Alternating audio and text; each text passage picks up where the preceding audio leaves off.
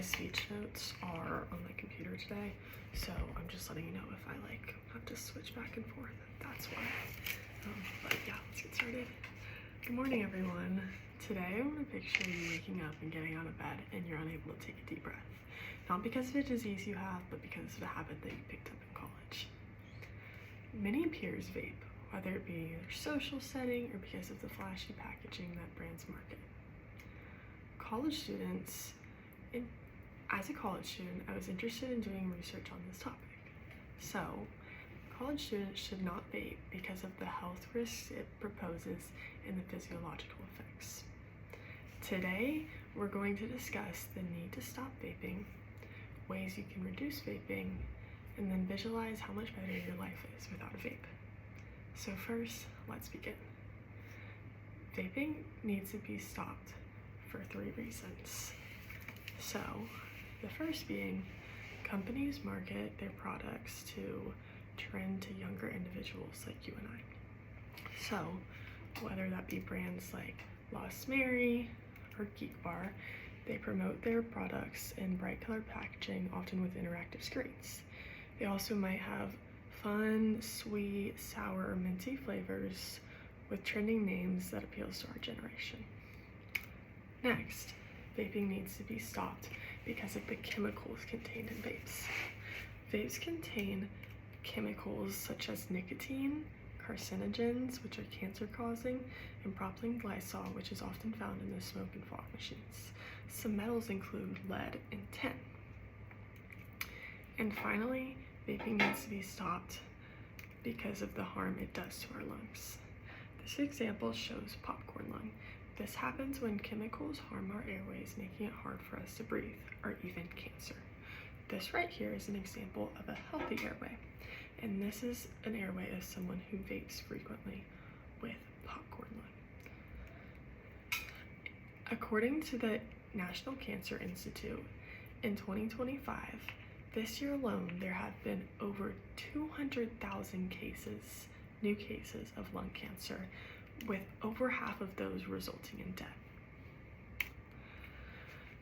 According to WARL News in 2024, a teenage boy who was once a football player was once as healthy as you and I, but he could not make it to his bus stop. This was because he developed popcorn lung from his vaping addiction. This popcorn lung took away his ability and health and eventually caused him to lose his life. Now that we've talked about why vaping needs to be stopped, let's talk about some ways that vaping can be reduced. First, since vaping is very relevant to college students, whether it be your social setting, peers you surround yourself, or peer pressure, one person having a vape can encourage a ripple effect to others around them to try. But you can do that same effect oppositely by being the person to say no and to spread its negative effects and how it harms you. Next, another way that vaping can be reduced is through colleges. Just like you and I created fake organizations the other day, colleges can create clubs that make tabling events in common areas that students frequently pass by, like the Founders Statue or Frog Fountain. These events can include what vaping does to you, like ways it harms you, its negative effects, and the physiological damage that it does to your brain. Colleges should also promote and advertise mental health services and counseling to individuals who are struggling with vaping addiction and nicotine dependence. Now that we've discussed a few ways that vaping can be reduced, let's visualize how much better your life is without a vape. So, first, life without vaping is a life of healthy breathing. We've all been there in that hard workout where, it might be a workout or practice, whether it's just simply challenging, maybe you're out of shape after a long break, but that feeling of just being shortness of breath and lightheadedness, it's such an awful feeling. Well,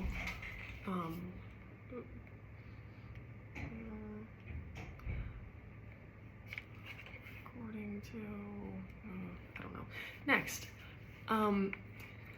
not only does vaping cause a shortness of breath, vaping can also, a life without vaping means a life without e-cigarette dependence. When this right here shows the nicotine addiction cycle. When we inhale vape, nicotine enters our brain and our bloodstream. This releases a neurotransmitter, dopamine, which makes us happy. And then when our nicotine levels in our blood fall, we crave the nicotine again, which causes this cycle. Next, a life without vaping is a life where you save money. Imagine that you spend $20 on vape every 2 weeks. With there being 52 weeks in a year, that would mean that you buy 26 vapes per year. $20 times 26 weeks equals $520. I mean, you could spend that money on all your school supplies and textbooks for one given semester. Now that we've talked about how much better your life is without a vape, let's conclude. So today we talked about the need to stop vaping, ways to reduce vaping, and how much better your life is without a vape. So next time you're offered a vape, or you see it in your trendy, cool packaging in the convenience store, put your health first by saying no. A choice today can go a long way, enough to save your health or even your life.